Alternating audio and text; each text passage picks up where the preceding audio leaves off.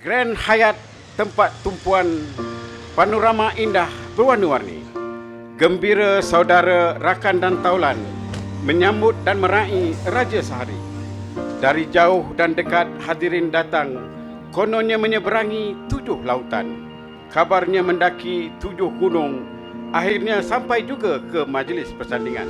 Heart beats fast, colors and promises. How to be brave? How can I love when I'm afraid to fall? But watching you stand. Persandingan di antara Nur Hazlim pengantin perempuan, Nazir Husin pengantin lelaki. Malam ini mereka satukan setelah sekian lama memendam di hati. Sama cantik, sama padan, sama tampan, sama bergaya.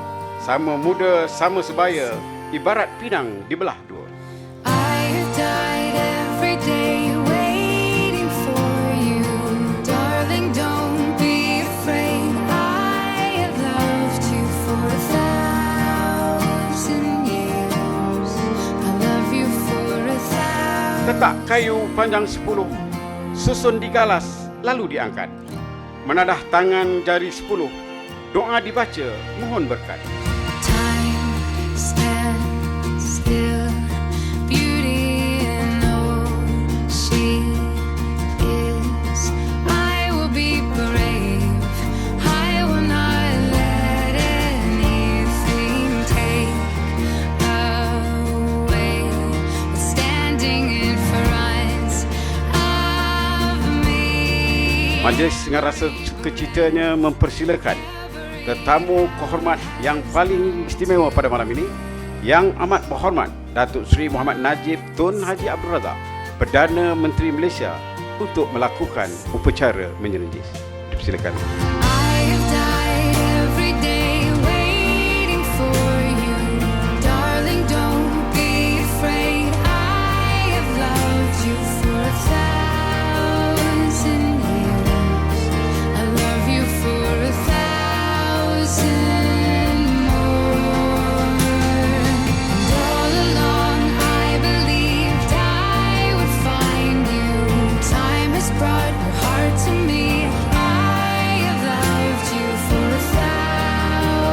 1,000 years. I love you for 1,000 more. Yang jauh kita dekatkan, mengumpul waris handai dan taulan. Yang berkasih telah kita ijab kabulkan, doa dan restu kita iringkan. Jambangan mawar indah diatur untuk si dia. Seiring sejalan langkah diatur, semoga terbentuk keluarga bahagia. And all along I believed I would find you. Time has brought your heart to me. I have loved you for 1,000 years. I love you for 1,000 more.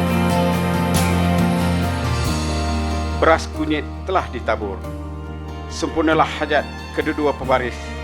Tanda pengantin sudah dimasyhur. Berjalan malam membawa fadah, bawa bersama sebilah parang. Harapan Nazir tercapailah sudah. Ingin bersama Nur Hazlin tersayang.